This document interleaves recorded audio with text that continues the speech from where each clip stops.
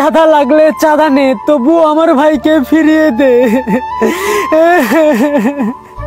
হ্যাঁ, আমি বলছি ব্যবসায়ী সোহাগের কথা, যাকে রাস্তায় ফেলে পাথর দিয়ে নির্মম ভাবে মারা হয়েছিল। কি দোষ ছিল ব্যবসায়ী সোহাগের? সে কি অপরাধ করেছিল? সে তো শুধু বলেছিল আমি চাঁদা দিব না, এই স্বাধীন দেশে আমি চাঁদা দিব না।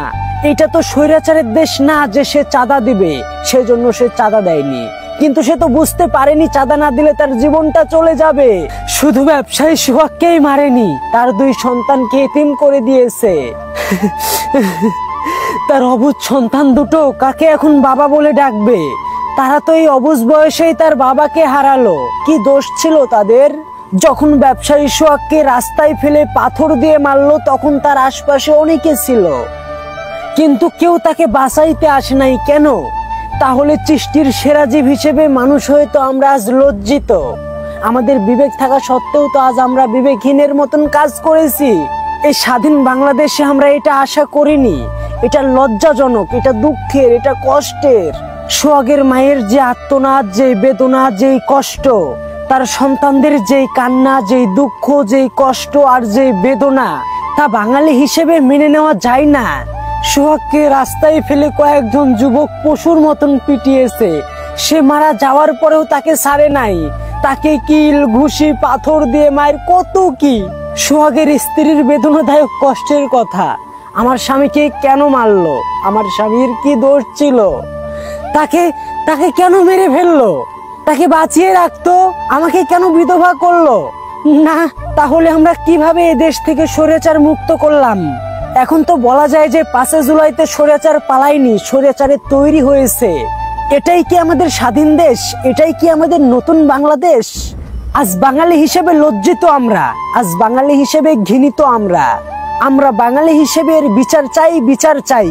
আজকে ব্যবসায়ী সোহাগের সঙ্গে হয়েছে, কালকে যে আপনার সঙ্গে হবে না, কালকে যে আপনার ছেলের সঙ্গে হবে না, কালকে যে আপনার বাবার সঙ্গে হবে না, এর কি গ্যারান্টি আপনি দিতে পারেন?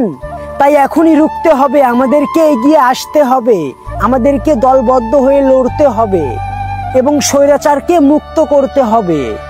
ব্যবসায়ী সোহাগকে যখন রাস্তায় ফেলে পিটানো হলো, তখন তার চারপাশের মানুষজনরা দাঁড়িয়ে দেখছিল। ওইখানে যদি সোহাগের মা, বাবা, স্ত্রী কিংবা তার সন্তানরা থাকতো, তাহলে কি তারা দাঁড়িয়ে থাকতে পারতো? তারা কেন এগিয়ে এলো না? তারা কেন সোহাগকে বাঁচাতে এলো না? জানতে চাই এই বাংলাদেশ। তাহলে আমরা কোথায় একজোট হলাম? তাহলে কোথায় আমরা নতুন দেশটা গড়লাম? আজকে যদি ওখানে দাঁড়িয়ে থাকা সকলে এগিয়ে আসতো, তাহলে কি তারা পারতো সোহাগকে নৃশংসভাবে মারতে? আমরা লজ্জিত আজ বাঙালি হিসাবে। আজ লজ্জা লাগে, লজ্জা যে আমরা বাঙালি এটা বলতে। যে দেশে চাঁদা না দেওয়ার জন্য জীবন দিয়ে দিতে হয়, এটা তো সিনেমাকেও হার মানাবে।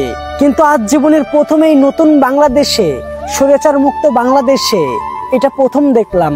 আমরা সকলেই তার পরিবারটার জন্য দোয়া করি, যেন আল্লাহ তাআলা তাদেরকে বুঝ দান করে, সঠিক হেদায়েত দান করে। আল্লাহ তাআলা যেন তাদের পরিবারটাকে নিয়ামতে ভরিয়ে দেয়। আল্লাহ তাআলা যেন সোহাগের পরিবারটাকে ধৈর্য ধরার তৌফিক দান করে। আমরা সকলেই বলি আমিন।